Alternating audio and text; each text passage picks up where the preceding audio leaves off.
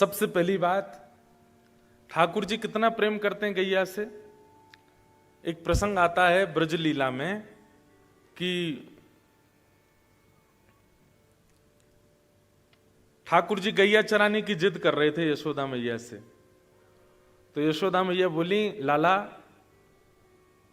तू गैया चरावे जावेगो? ठाकुर जी बोले, हाँ जाऊंगो। रोने लगे। ये जो पीछे चित्र है ना, ये देखो, ये गोपाष्टमी का ही चित्र है जो पीछे फ्लेक्स लगाया गया है। प्रथम पूजा ठाकुर जी ने गैया की करी और फिर गैया चरावे गए। तो उस समय यशोदा मैया ने कहा कि वो पादुका लेकर के आई, ठाकुर जी को पहनाने लग गए।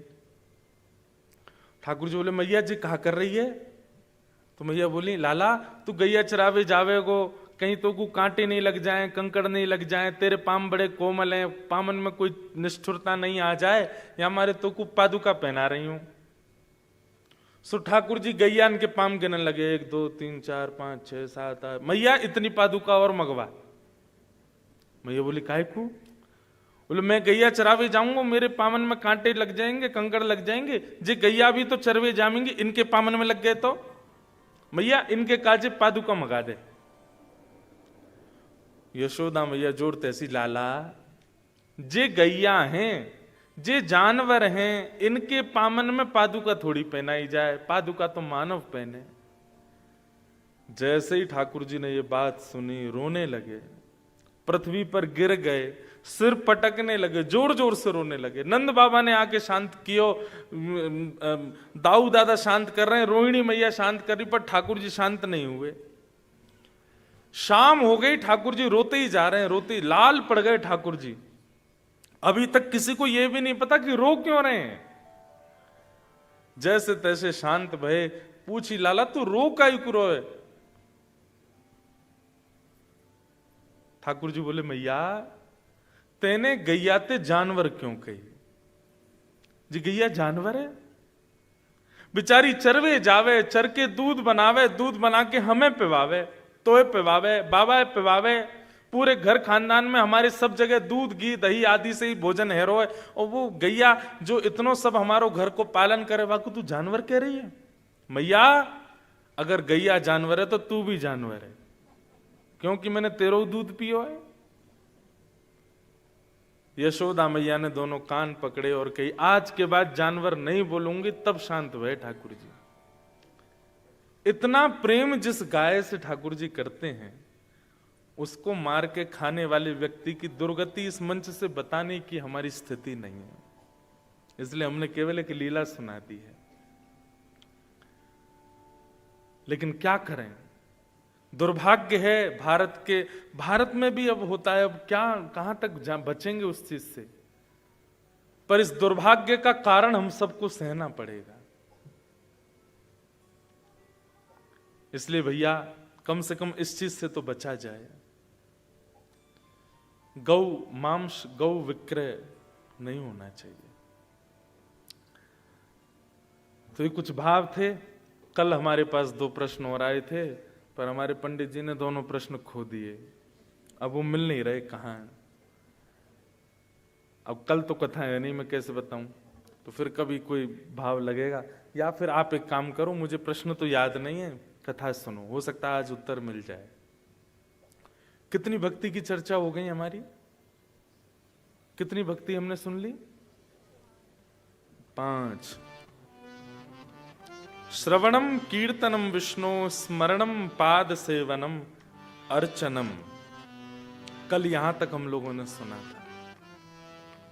और वंदनम हमने कहा नहीं था, केवल उसकी एक समय हो गया था तो चर्चा मात्र कर दी थी।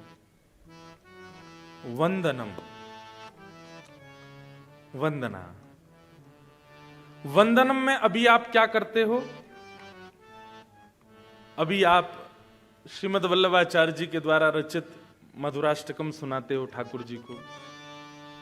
वंदनम में आप गीत गोविंद जो कि जयदेव महाप्रभु ने बनाया उसको सुनाते हो, मीराबाई के पद सुनाते हो, सूरदास जी के पद सुनाते हो, हमारे स्वामी श्री हरदास जी के पद सुनाते हो, हितरवंश महाप्रभु के पद सुनाते हो।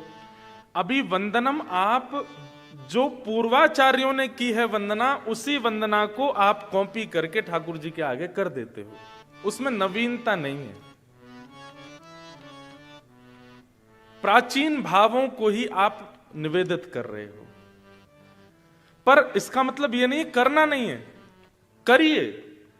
पूर्वाचार्यों ने जो वंदना ठाकुर जी की है वो वंदना कीजिए, पर प्रयास कीजिए कि आप एक वंदना अपने हृदय से कुछ बना करके ठाकुर जी को निवेदित करो।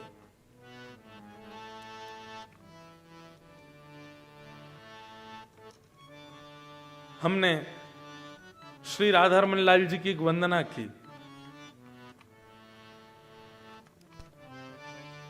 ब्रज जन प्रियतम बाल मुकुंदम राधारमणम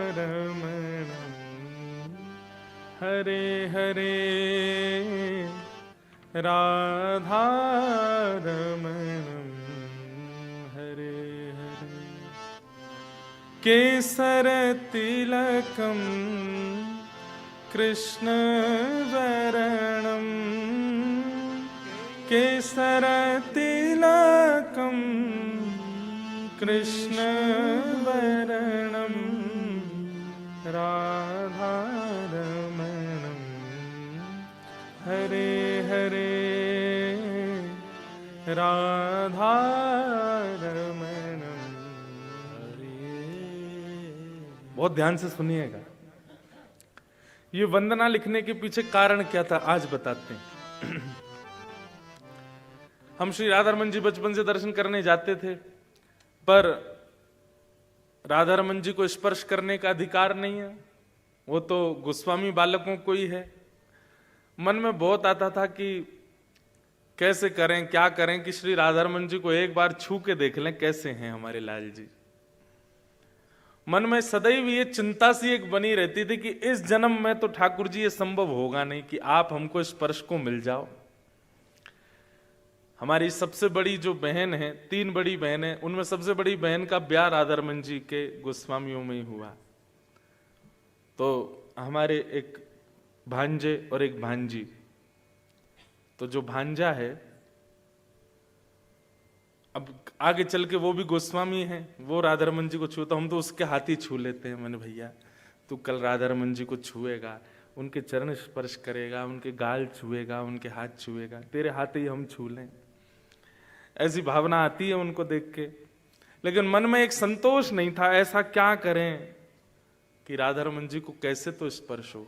तब मन में एक भाव आया कि तन भले ही उस योग्य नहीं कि श्री राधारमण जी को छू सके, पर वाणी तो छू सकती है ना, वाणी का स्पर्श तो आप कर सकते हो। तब ये रचना बनाई, और आज राधारमण जी में चाहे हजारों वैष्णव जाते हो, हजारों में से 100 वैष्णव इस वंदना को गाते जरूर है वहां पर। तो भले ही मैं नायरोबी में हूं, भले ही मैं बाहर कथा कर रहा हूं, एक वैष्णव भी जाकर के यदि ठाकुर जी के सामने राधा रमणम हरे हरे बोलता है तो उसके भाव से भी मेरा स्पर्श हो जाता है। इसे कहते हैं वंदनम। ये मैं अपनी बात बता रहा हूं।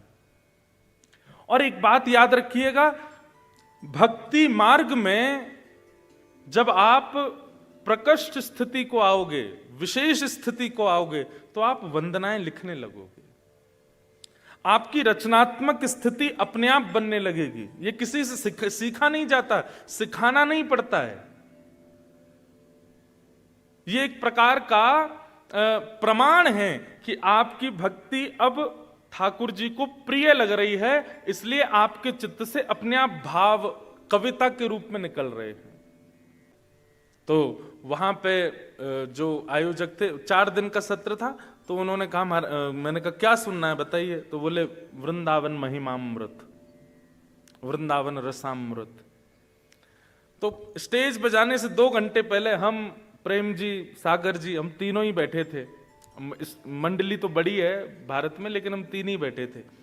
बैठे सोचे क्या करें क्या करें, वृंदावन के ऊपर कुछ लिखा जाए। और आप विश्वास माने 15 मिनट के अंदर ये रचना तैयार हो गई। श्यामा हृदय कमल सो प्रगटो, श्याम हृदय को भाई, वृंदावन प्यारो वृंदावन, श्री वृंदावन मेरो वंदना। भक्ति जब अपनी स्थिति प्रकट करती है तो भक्त अपने भावों को शब्द देने लगता है, और वही शब्द ठाकुर जी का श्रृंगार बन जाता है। मुझे एक नाम आप बता दीजिए मंच पर लिख करके कि किसी भक्त ने, जो भक्त था और उसको ठाकुर जी मिले लेकिन उसने कभी शब्दों में कुछ गाया ना हो। एक भक्त का नाम नहीं बता सकते आप, सबने गाया। जिसने पाया उसने गाया, या फिर ऐसा कहें जिसने भी पाया गा के पाया। यही है वंदन भक्ति। सूरदास, नरसिंह मेहता, मीराबाई, करमेती बाई, जनाबाई। जनाबाई की कथा सुनी है? महाराष्ट्र की भक्त हुई श्री जनाबाई। ऐसा सुंदर ठाकुर जी के प्रति भाव रखती थी।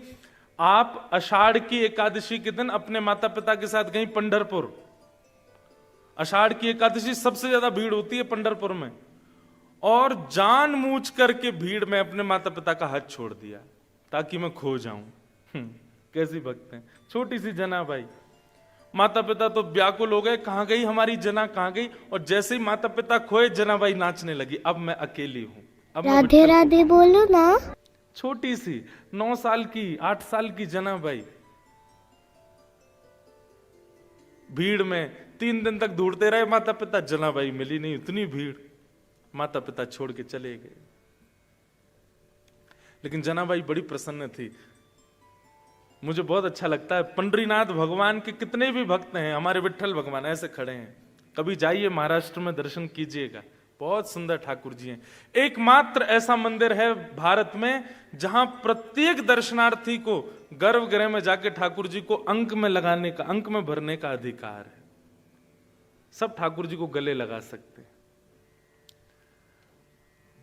2 हैं स्थान, 2 स्थान ऐसे हैं भारत में जहां ठाकुर जी को आप गले लगा सकते हो। पहला महाराष्ट्र में पंढरपुर, और दूसरा हमारे व्रजमंडल में श्री गोवर्धन। आप जाओ, गिरिराज जी को गले लगा लो, कोई नहीं रोकेगा आपको।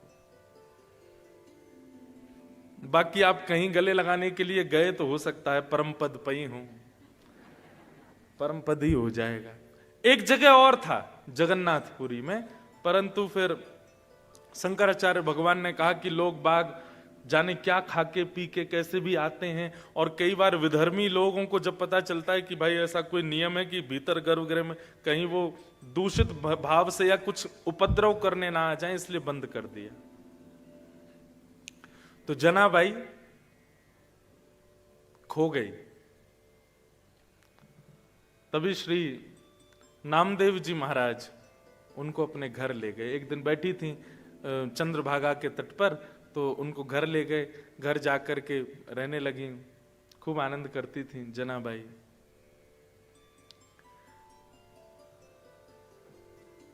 नामदेव जी महाराज जब कीर्तन करते थे तो सारे वैष्णव नाचते थे,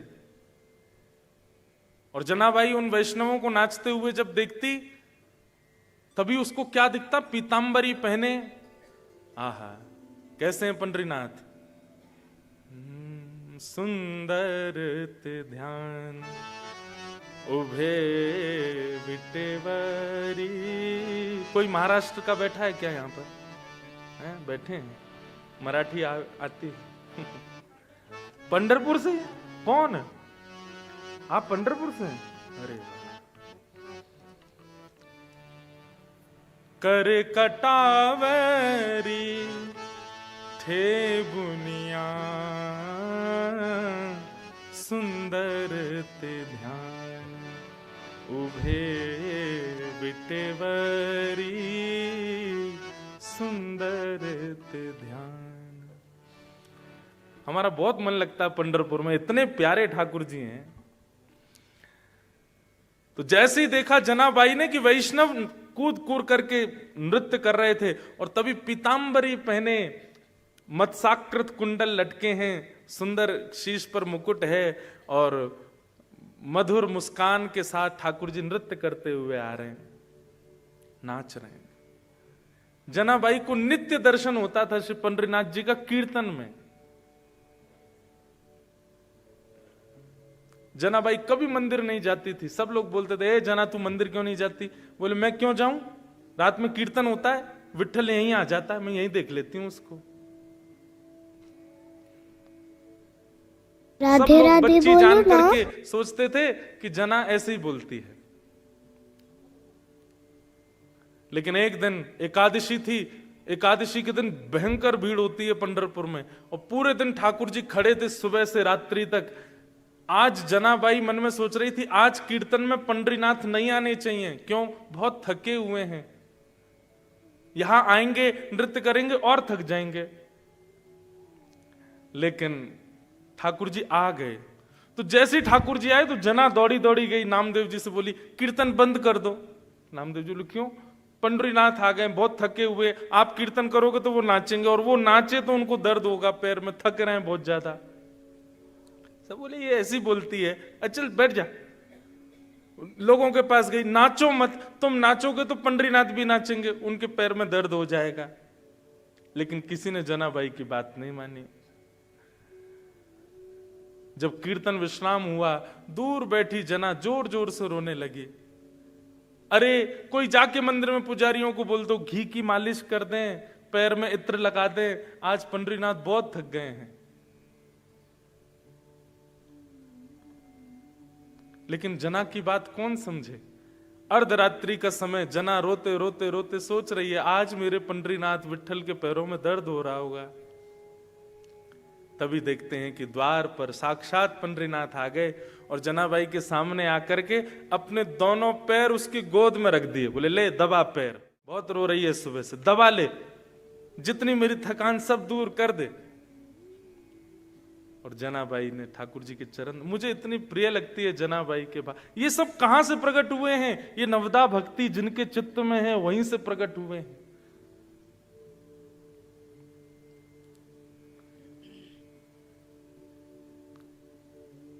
जनाबाई पूछती है ठाकुर जी से पैर दबाते दबाते, भोजन किया आपने?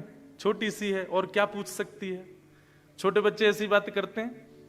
आपने भोजन किया? ठाकुर जी बोले हाँ किया। क्या पाया? भगवान बोले पूरन पोली। आज हमने भी पूरन पोली पाई दोपहर में। ठाकुर जी बोले पूरन पोली। जनाबाई बोली और क्या पाया? बोले मीठा भात। और क्या पाया? ठाकुर जी ने बताया कड़ी सामग्री जो। अच्छा कल क्या पाया था? ठाकुर जी बोले कल भी पूरन पोली, कल भी मीठा भात, कल भी ये। अच्छा परसों क्या पाया था? ठाकुर जी बोले पूरन पोली। जनाबाई बोली बस पूरन पोली पाते हो आप? बोले क्या करें, मंदिर में यही बनता है। अरे मेरे विठोबा का मन भर गया होगा, पूरे दिन पूरन पोली मैं कुछ नया पवाऊं आपको, लेकिन आपको मेरी सहायता करनी पड़ेगी, अकेली हूं, छोटे से हाथ हैं, कैसे बनाऊंगी? ठाकुर जी बोले बताओ क्या करना? ऊपर से जाओ कंडे ले आओ, गोबर के उपले होते हैं ना। ठाकुर जी गए, उपले लेकर के आए, कंडा चेताया, चूल्हा जलाया, और ठाकुर जी बैठे हैं, जना की ओर देख रहे हैं। देखो बंधुओं, भक्ति का स्वरूप कैसा होना चाहिए। आप ठाकुर जी के पीछे पीछे ना चलो, ठाकुर जी आपके पीछे पीछे चले।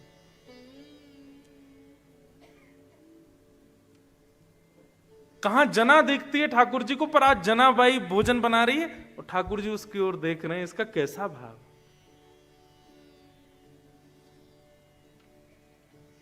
ऐसी जनाबाई।